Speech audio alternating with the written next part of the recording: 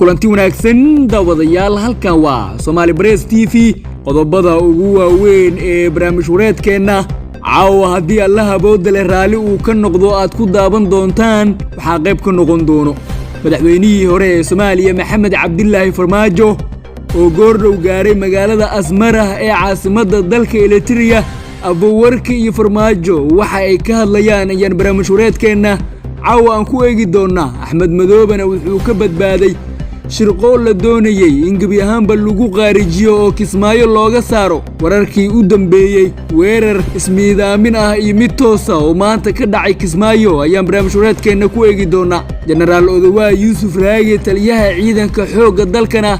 caawa kulan degdeg ah ayuu la leeyahay saraakiisha ADMIS waxyaabaha uu kala hadlayo ayaan ku eegi doonaa barnaamijkeena diyaaradaha dalka Turkiga ayaa arin la yaab leh ka sameeyay gudaha Soomaaliya kadib markii saraakiil ajaanib ah oo dagaalamayaasha al-shabaab ay ku dileen gobolka Shabeellaha Dhexe barnaamijkeena ayaan ku eegi doonaa qodobadaas iyo sidoo kale qodobo kale oo xiiso leh ayaan barnaamij wareedkeena caawa saaxiibayaal aan ku eegi doonaa haddii ay tahay markii kugu horeeyay ee aad soo booqatay channelkeena waxaan kaa codsanayaa inaad rukumato si ay kuu soo gaaraan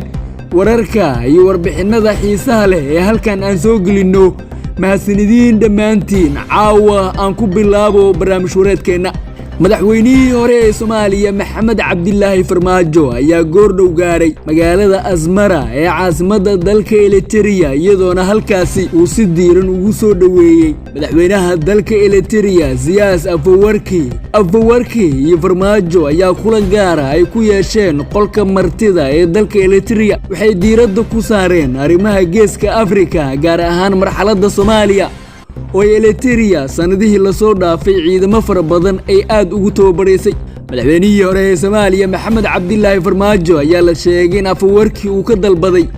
in ciidamada 5,000 ee dalkiisa Eritrea jooga sida ugu dhaqsiyaha badan uu ku dadaalo inay dib ugu laabtaan dalkooda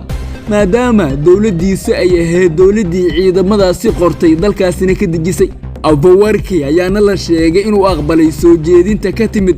madaxweynihii hore ee Soomaaliya Maxamed Cabdullaahi Farmaajo oo ka dalbaday in ciidamada dalkooda hooyo loo celiyo Farmaajo ayaa sidoo kale mid u kormeeray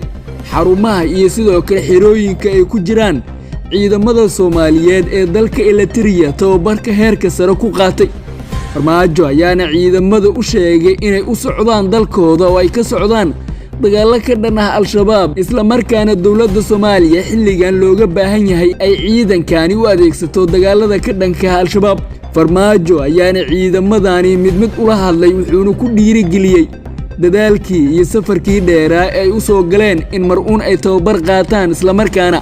dalkooda ay ku laabtaan wuxuuna ugu laab qaboojiyay in hooyooyinka Soomaaliyeed ay dhammaantood ay daneenayaan in askartan ay ku soo laabtaan dalkooda hooyo si ay qayb kaga noqdaan dagaalada ka dhanka ah al-shabaab Farmaajo ayaa la filayaa markii uu kulamada uu ka wado Eritrea uu soo gabagabeeyo in uu gaaro magaalada Addis Ababa ee caasimadda dalka Itoobiya halkaas uu joogo saaxiibkiis Abiy Ahmed oo ay kulan gaar ah oo xaaladda Soomaaliya kaga hadli doonaan ay halka ku yeelan doonaan Afwerki Farmaajo iyo sidoo kale Abiy Ahmed ayaa muddo dheer waxay saaxiibo ku ahaayeen siyaasadda geeska Afrika ayagoo la sheegay in si dhow ay isaga dhawaayeen madaxda dalalka gobolka ku yaala qodobada kale ee barnaamij wareedkeena ku jira haddii aan sii faahfaahino madaxweynaha dowlad goboleedka Jubbaland Axmed Maxamed Islaam Axmed Madoobe ayaa maanta ka badbaaday shirqoolkii ugu dambeeyay oo ay kooxda al-shabaab u soo awaabushay oo ahaa in gabi ahaanba ay qaarijiyaan Axmed Madoobe ayaana daqiiqado ka hor wuxuu ka baxay hotel lagu magacaabo Tawakal oo ku yaala bartamaha magaalada Kismaayo ee xarunta ku meel gaar ku ah Jubbaland dagaalamayaasha al-shabaab ayaana weerar ku bilowday qaraxyo iyo mid toos ah waxay gudaha ugu galeen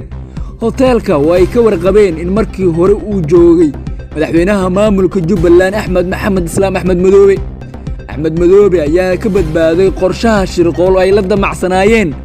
kooxihii uu mar ka mid ahaa ee al-shabaab wuxuuna mar hore isaga baxay gabi ahaanba hotelka lagu magacaabo Tawakal ee ku yaala magaalada Kismaayo ee xarunta ku meel gaar ku ah Jubbaland Axmed Madoobe oo ka hadlay qorshaha ayaa waxa uu sheegay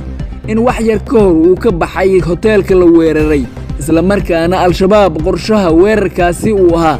inay asigii ay dilaan, wuxuuna sheegay in amni ahaan hadda uu caafimaad qabo walwalna uuna dareemeen. Axmed Madoobe ayaa hoteelka ay weerareen al-shabaab kulamo kula qaatay wax yar ka hor inta ayna weerarada ka dhicin saraakiisha ciidamada Jubbaland iyo sidoo kale duubabka dhaqanka iyo wasiiradiisa, isagoo kala hadlayay qorshaha lagu bilaabi karo dagaal ka dhan ah al-shabaab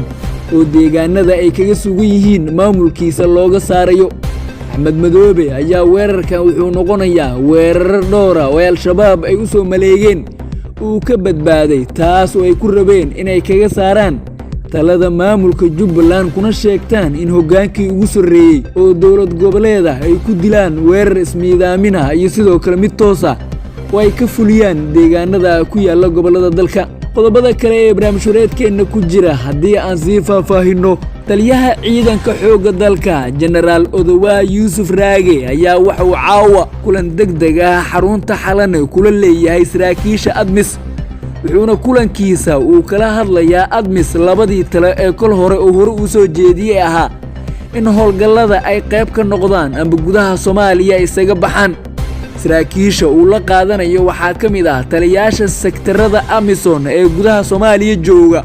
wuxuuna kala hadlayaa in ADMIS ay ka gaabisay howlgallada ka dhanka al-shabaab ee ka socda guud ahaan koonfurta iyo bartamaha Soomaaliya. Odawa ayaa maalmihii la soo dhaafay ADMIS wuxuu ku cadaadinayay inay ka qayb noqdaan dagaalada ka dhanka al-shabaab ee ka socda gudaha Soomaaliya.